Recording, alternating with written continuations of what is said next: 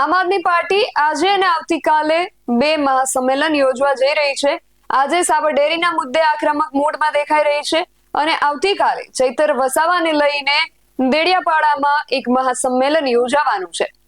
પરંતુ આમ આદમી પાર્ટીના ભરૂચના જે નેતા છે પિયુષ પટેલ, તેમણે આદિવાસી સમાજને એક આહવાન કર્યું છે અને આ આહવાનને જોતા એવું લાગે છે કે આ મહાસંમેલનની પહેલા જ કંઈક નવા જૂની થઈ શકે છે। શું છે સમગ્ર વિગત જાણીએ અહેવાલમાં। જય હિન્દ, BS9 ટીવી ન્યૂઝ પર આપની સાથે હું છું નિધિ ગઢવી।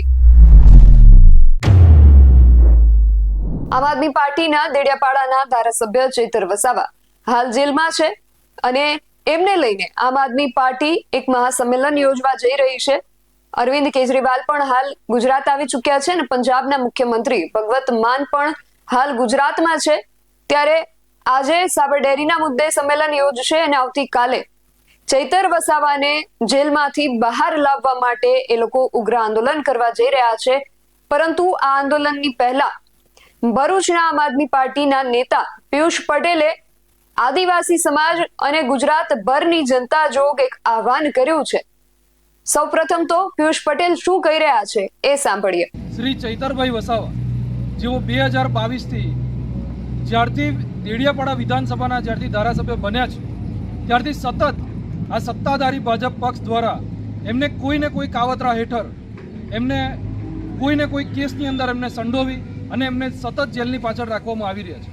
આપણે સૌએ જોયું કે ચૈતરભાઈ વસાવા જેઓ સડકથી લઈને સદન સુધીના તમામ પ્રશ્નો, એ વિદ્યાર્થી હોય, ખેડૂત હોય, આદિવાસી સમાજની જમીન સંપાદનના નામે જે સરકાર જમીનો જે પચાવી પાડવાનું જે કામ કરી રહી છે, આ તમામ પ્રકારે એમને આંદોલનો કર્યા છે।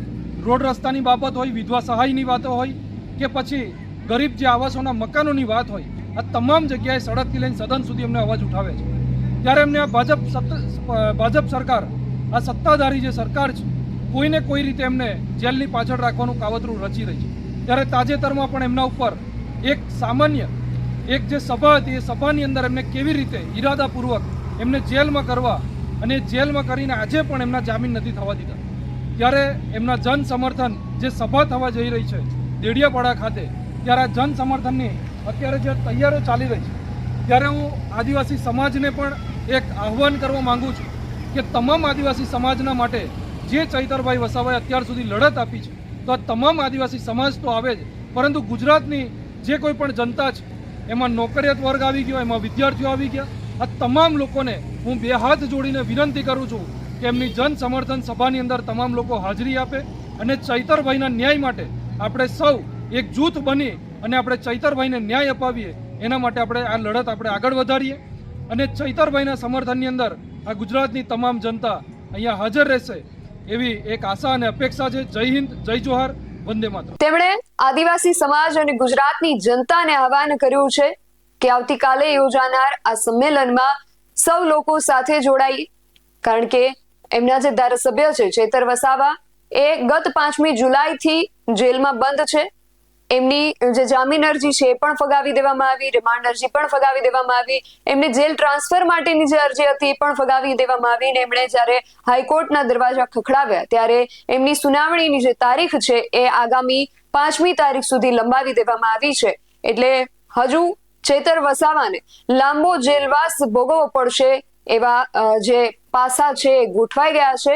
હવે આગામી દિવસોમાં શું થાય છે, આવતીકાલે આમ આદમી પાર્ટી આ મહાસંમેલન યોજવા જઈ રહી છે। ઉગ્ર આંદોલન સાથે, આક્રમકતા સાથે તેઓ આ આંદોલન કરવા જઈ રહ્યા છે, તેના શું પરિણામો આવે છે અને ચૈતર વસાવાના જે સમર્થકો છે એ પણ આટલા દિવસોથી જે વિરોધ છે એ નોંધાવી રહ્યા છે।